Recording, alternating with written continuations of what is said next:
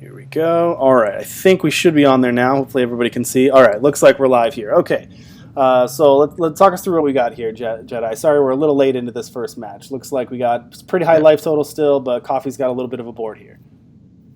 Yes, CoffeeParasol went ahead and got in early with the Teacher of Humility, putting the disciplinary weights on YuickYu, but obviously, like we said, there comes one of the first board wipes with End of the Story. So clearing out the board, giving some time to Coffee. Obviously, he played it well and kept an even hand golem as well as a Ikaria in their hand, and they just reestablished the board presence between even-handed golem and Sandstorm Titan. Absolutely, and this is where even-handed golem is helps in this matchup, because otherwise this match will be pretty tough. But being able to refill your hand, we get a 2/2 and refill your hand is definitely going to help. Now, how does this interaction with card can't leave the void? Does that kill Mocto for good? Looks like it does. Yes, it does. That is a nice, clean answer. Yep. It's going to be, plus having the weights, disciplinary weights on YuickYu is going to make the whole interaction between Zoe and the market a little difficult. Because obviously now both the Zoe and the treasure are going to be increased in cost every time they decide to do that. So they're going to have to figure out a way to break those chains if they really want that kind of market synergy to go off. They end up using a Display of Ambition, and one of its, I guess it's probably the second most popular mode, which is a removal spell, using it to remove a unit with 5 health or greater, taking out the Sandstorm Titan that had killer, the Vanquisher's Blade on it. And like you said, the cost effect on this disciplinary weights is going to hit him here too. Playing the Smuggler here, it's already more expensive because it's 5, but it's going to take whatever they got from the market is also going to be hit with that tax as well. All right, so we're seeing the safe return bounce back the even-handed golem, Beautiful. Immediately replaying it to draw 2 cards, drawing 2 Justice Sigils off the top. Yeah, but it clears out those from drawing them next turn. Yep, and I realize now they might have decided to include Unwavering Exorcist because it synergizes with Reweave to go get another even-handed golem. Still breaking a curse on something and then immediately changing out to be an even-handed golem. We're seeing Rizan come down, killing the Ikaria that was already buffed to a 4/3. And now Coffee is playing the Unwavering Exorcist, trying to put killer on it, and immediately dies with a torch. I mean, blown out by that torch there. That's nice 2-for-1 for YuickYu there. And with Coffee with nothing in hand, and you got the 3/3 and the 1/1 on the board, but you're falling behind now. Yeah, now we're seeing but off the top with the even-handed golem, refilling CoffeeParasol, drawing him a Hojen as well as a Desert Marshal, being able to ambush and silence the Rizan should he decide to do this. So, yeah, those are 2 good draws off the even-hand golem, but at this point, it might be too little too late at this point, though. Yeah. Oh, yeah. 8 costed. Rizan comes down, killing the Hojen. Nice. And yeah, now we see YuickYu just starting to pick up momentum. You'd think that silence in the double block would be more effective, but honestly, you still traded 2 resources for a 5/4, and Yurik still got a backup, so that's not going to win you the game here. Ooh, and Macto coming off the top with the Destiny or Revenge trigger. So now, with no Sandstorm Titan in sight to stop the Flyers, there's 10... and Zoe comes down. Yeah, this is YuickYu kind of putting the nail in the coffin here. I don't think there's any draw Coffee might... Oh, are you seeing this? End of the story off the top with the warp. Oh, man. Oh, that is great. That is a perfect draw for what they need right here. Yes. Wow, talk about the swing. I mean, granted, now we're in top deck wars. Yurik has 1 card in hand, and Coffee has 2 cards in hand, but essentially, I mean, power and a removal spell that requires a unit. So what a top deck there. Now, the Mocto that they had does still go back into the top of the deck, so haven't answered that for good, but what a crucial draw there to keep Coffee in this game. Oh, yeah. I mean, they were dead. They needed to draw it right there and then. All right, so there's a Zoe coming up off the top. Obviously, they're immediately going to go ahead and play the Zoe, not even going to bother drawing the card. That sort of unity really powerful normally in most situations, but when you have no units on the board and no units in hand, it's just not going to do it there. So there we see the slight downside to a deck that kind of requires some synergy action going on, where Coffee ended up drawing 1/2 of the deck, which is the part that requires units to happen. And so having only the interactive part of his deck without the units to play it on means that his hand just kind of sat there. Yeah, absolutely. All right, so we caught the end of that match. Sorry that we missed the beginning, but we're going to go to game 2. Now, one thing to note, in most competitive tournaments, what you might try to do is have a play draw where the person who lost the first game gets to be on the play the second game. Unfortunately, Eternal doesn't give us the ability to control the play draw on direct challenges, so what we're going to see here is we're just going to leave that up to the randomizer. Whenever you start the match, whoever gets to be on the player draw from the system is going to be here. So, as we see here, Coffee, unfortunately, is going to be on the draw in this case, even though they lost the first game. Okay, do you want to switch or observe Coffee? Or we'll keep observing Coffee for this match, I think. Okay. All right, so let's see the hand they've got here. So they've got Imperial to pledge. Oh, they're going to throw that back. They're going to go to 6. They got a Temple Scribe, a Hojin, a Safe Return, and a Sword of Unity. Not a bad starting hand, but I'm a little worried it doesn't pack enough punch. Well, now they may be able to clean up their draws a little bit, drawing a crest off the top, scouting, seeing Combray Banner, and they're going to bottom it. Which, I mean, makes sense considering that they can draw a card right off the bat with Temple Scribe, or they can hopefully have the Hojin stick to draw. Nope, never mind. And in typical Winchester fashion, Torch, bolt the bird, so to speak. So Torch comes down, killing the Hojin from Yuick. There's a teacher of humility off the top. That'll help, but this is exactly what I'm talking about. This game is just shaping up exactly how YuickYu wants it to go. Coffee playing one unit at a time without too much backup, and Yuick just being able to answer one for one until it can play its huge threats later in the game. Yeah, I think matchups like this with attrition battle, as far as with Winchester decks, where they're kind of just hoping to slowly wear you down, it's going to really come down to how many golems CoffeeParasol is going to be able to draw over the course of the game to even that out. Brutal Defiance there, leaving only one power left. Thought the Teacher of Humility had an open attack, but the Defiance going to take that down. Well, they might. So here they have the decision whether they want to use the Reweave to get the Golem or if they want to develop their board. And Coffee decides to go ahead and use Reweave, sacrificing the Temple Scribe to presumably get the even-handed Golem, but we'll see in a moment. Yeah, there they go, refilling their hand somewhat, getting another Reweave and a Combray Insignia. So up to 5 power, but 3 of it is undepleted, so they're just going to pass the turn. YuickYu attacks for 2, gaining 2, and actually does nothing because they are at 5 out of 6 power. Sandstorm Titan comes down for CoffeeParasol, and he passes the turn. Let's see what they... Yep, as expected, Rizon coming down. Nothing real, no good target, so it's just going to go 3 to the face. No lifesteal. Sandstorm Titan there playing good defense there. That really stops the Rizon. YuickYu is going to need to use another spell, and the Sword of Unity is going to make that pretty tough here. Yeah, I was going to say, running out a Rizon to a known Sandstorm Titan kind of telegraphs that you might have an answer to it, but the Sword of Unity coming down, giving Aegis to both units, and making Sandstorm Titan not only have lifesteal, but just absolutely huge as an 8/9 is a bit of a good swing there for CoffeeParasol. That's going to be nice. That actually changes my mind. I think this game has turned the corner nicely here. The fact that you basically missed a turn there of being able to kill that Sandstorm Titan and allowing CoffeeParasol not only to let it stick, but then also play that weapon there really helped. That Harshrul is going to answer pretty well, but he's still got the even-handed Golem there. Plus another Sword of Unity and a Thrashing Dune Worm. So there's still plenty of gas left. Oh, they're going to decide to just go ahead and safe return, proactively draw 2 more cards. It does make him a 4/4 Aegis Golem, so that now is a beater instead of just simply a card draw engine. It is relevant. Well, there's a nice Rizon. YuickYu drawing the threats here. Yep, Rizon coming down, getting a 2 for... Oh, man. I mean, granted, it's not in a really good spot here. I don't necessarily think Coffee needs to play that end of the story off the top. Ooh, okay, here we go. Here's one of the synergies of the deck. Nice reweave off of that. Yeah. So that's going to get that double triggers because it triggers the Renown and has the effect of the reweave spell. Yes, correct.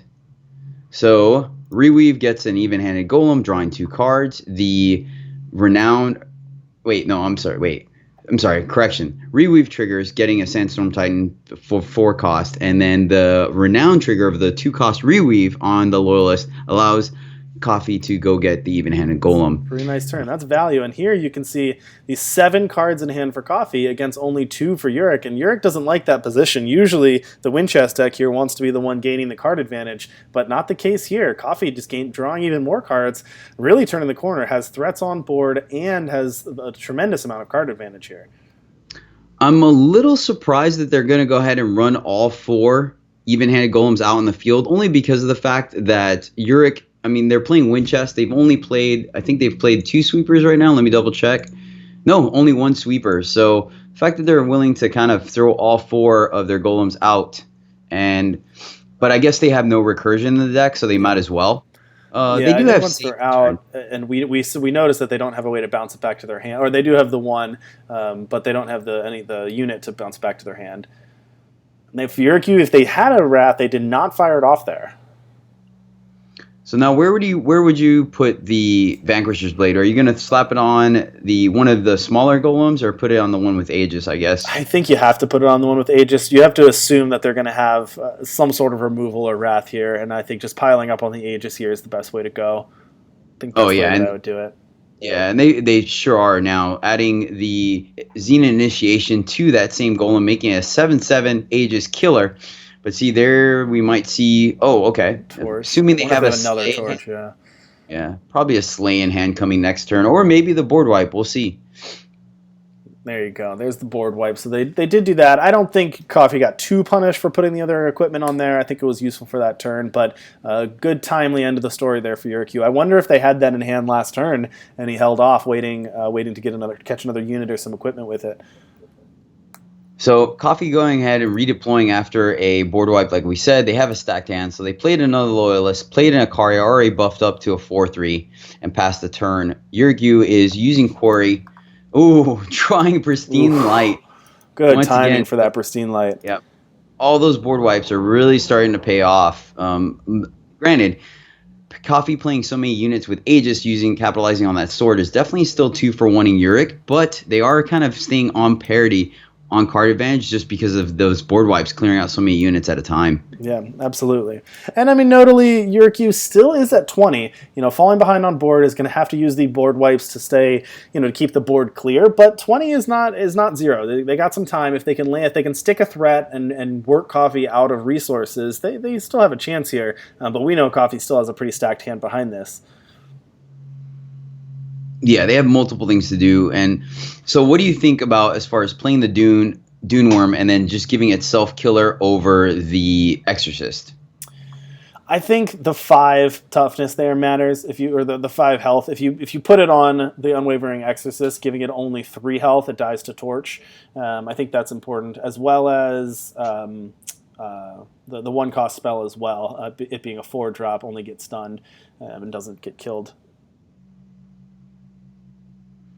Yeah, it's interesting because now it really boils down to how the removal lines up for YuickYu, just because things like if they do decide to use token, actually I think here they probably use display to just get units back to get their value, because I mean, Rizon is turned on now. Rizon has lifesteal. I think that's really been the biggest thing here, is just getting the incremental blocks and life gain from like the smugglers and stuff like that is what's able, even though Coffee's having a phenomenal game, YuickYu is still very much in it. Absolutely, down to 1 card, but has an answer for everything, and just got something from from the market here. Now, Coffee, I think you got to play out this sort of unity here, to protect it.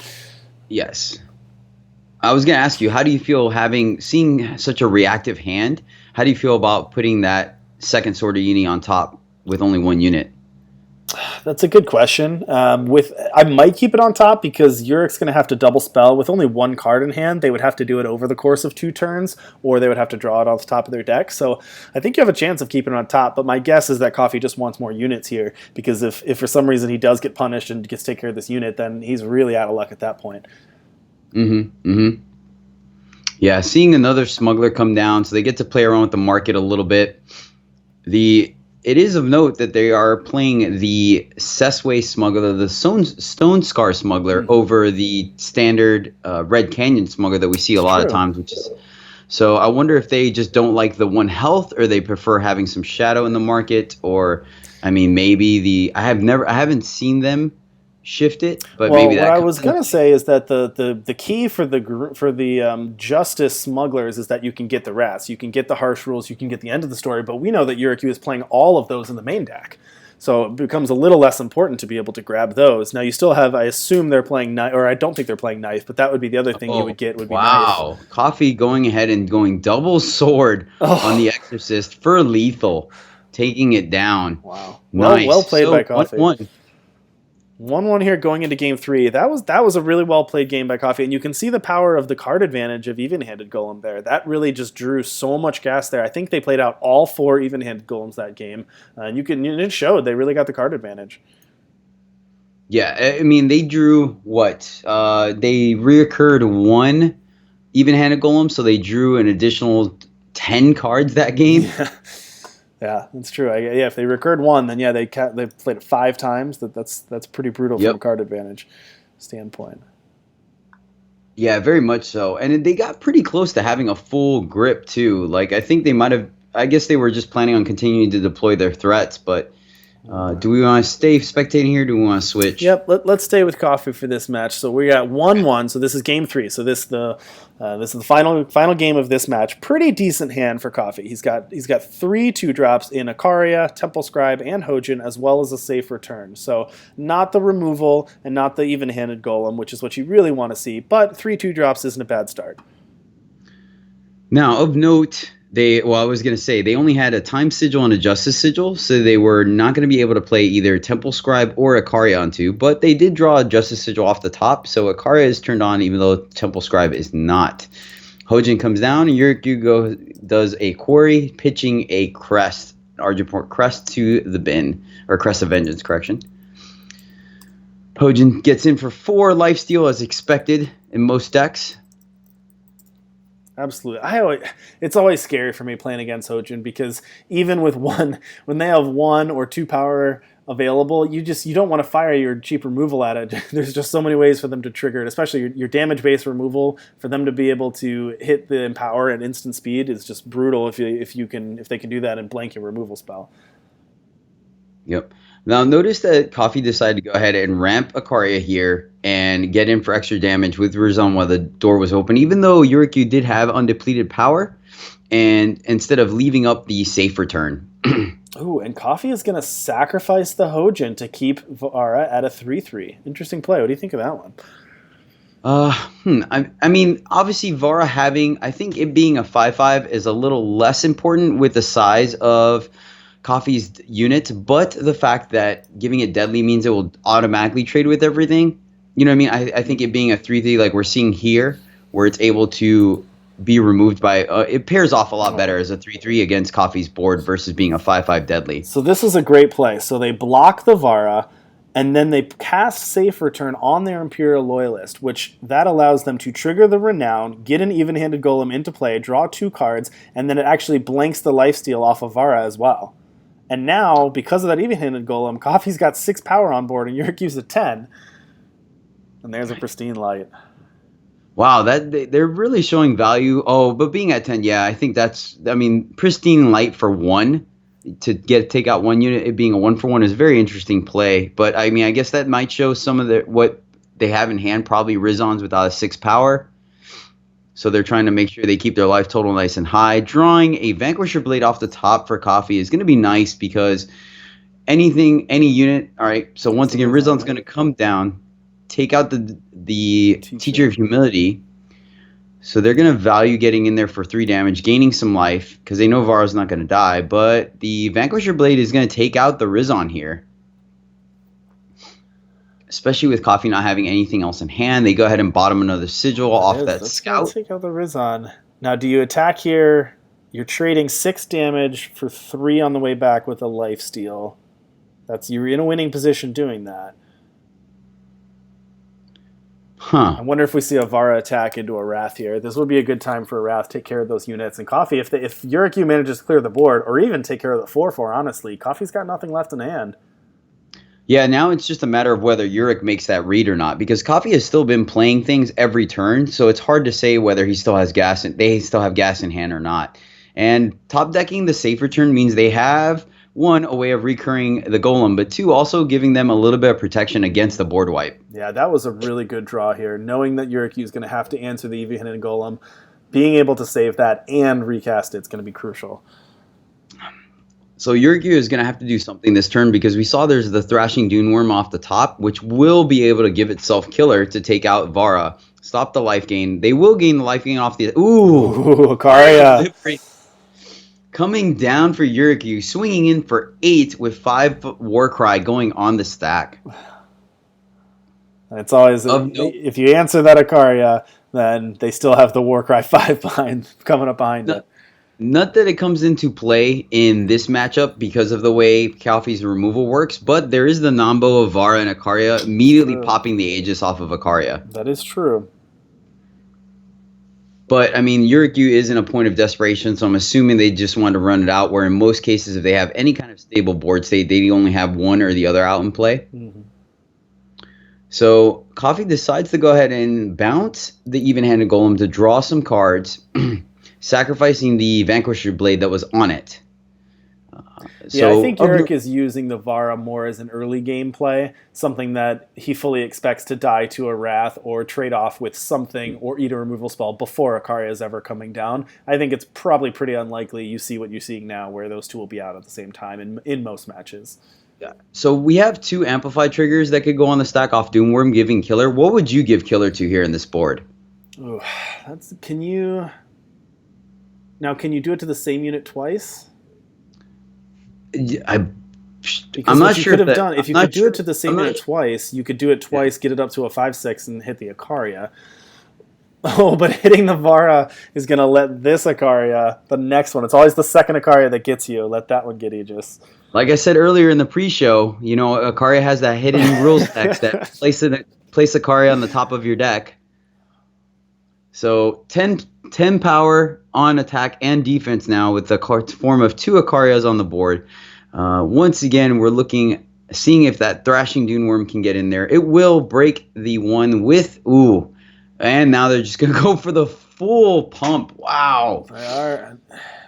Dune Worm coming down, giving the rest of the team Killer, which through the Dune Worm's static ability, giving all units with Killer a +1/+1. Yeah, and I misspoke earlier. You can multiply, give Killer, but that's not going to affect the +1/+1 because that is a static ability, as you said.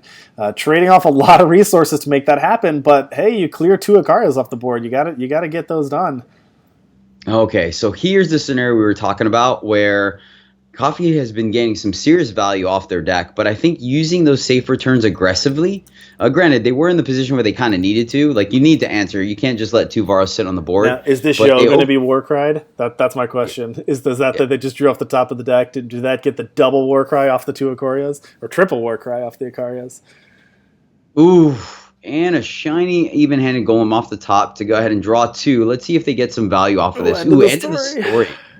All right, man, I'll tell you what, those end of stories are doing some serious work for Coffee this match. This is going to be big. Is YuickYu going to go for a giant? Oh, there you go. Oh, Apostle. Okay. Brel coming down, getting a 4/4 mallet with double Warcry. It's going to take out the even-handed golem and clear out the way for the Smuggler again and start gaining some life back for YuickYu. Coffee's in a rough spot. You're going to have to clear that. But they do have the Loyalist they can play. So now the question is, do they immediately reweave? They do. All right. So they immediately reweave, going for the value play here.